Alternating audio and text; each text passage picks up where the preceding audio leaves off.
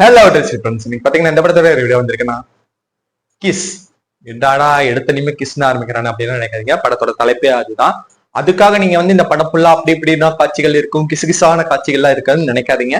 இது வேற மாதிரி ஒரு படம், அதாவது ஒரு மித்தாலஜிக்கலா சொல்லியிருக்காங்க. சரி, நம்ம படத்தோட கதைக்குளத்துக்குள்ள போலாங்க. இந்த படத்தோட கதை என்னன்னு பாத்தீங்கன்னா, ஹீரோ இருக்காருங்க. அவர் அவங்க அம்மா இருக்கிற கடையில சூப்பர் மார்க்கெட்ல ஒர்க் பண்ணிட்டு இருக்காரு. அவர் பாத்தீங்கன்னா ஒரு ஒரு கட்டத்துல ஒரு பொண்ணு அவர்கிட்ட ஒரு புக்கு கிடைக்குதுங்க. அதாவது ஒரு மித்தாலஜிக்கல் புக் மாதிரி அது கிடைக்குது. அது கிடைச்ச பிறகு நம்மால் என்ன ஒரு சூப்பர் பவர் மாதிரி வந்தது. எப்படின்னா, ரெண்டு பேரும் கிஸ் அடிக்கிறப்ப, அதாவது லிப் டு லிப் அடிக்கிறப்ப பாத்தீங்கன்னா அவருக்கு அவங்களோட ஃபியூச்சரை தெரிஞ்சுக்கிறாரு. அதாவது இவங்க ஃபியூச்சர்ல இந்த ப்ராப்ளம் எல்லாம் வருதுன்னு தெரிஞ்சுக்கிறாரு. அதனால பாத்தீங்கன்னா நம்மளுக்கு என்னன்னா பல பிரச்சனைகள் வருது.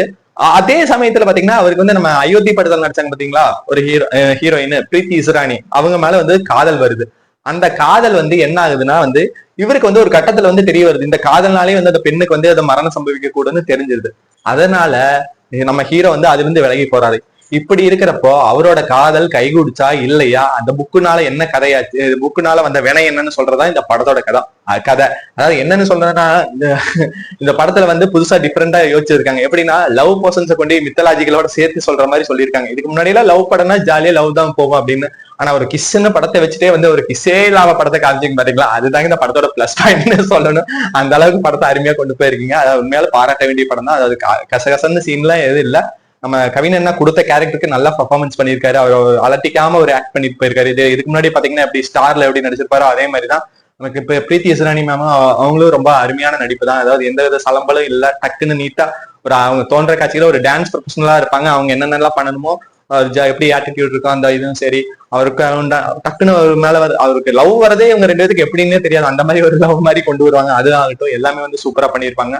அப்புறம் பாத்தீங்கன்னா இதுல படத்தோட கேரக்டர் தேவயானி மேம் கேரக்டர் ஆகட்டும், அப்புறம் ராவ் சாரோட கேரக்டர் ஆகட்டும், அதுல ஒரு அதுல ஒரு சைட் போர்ஷன் வேற போகுது.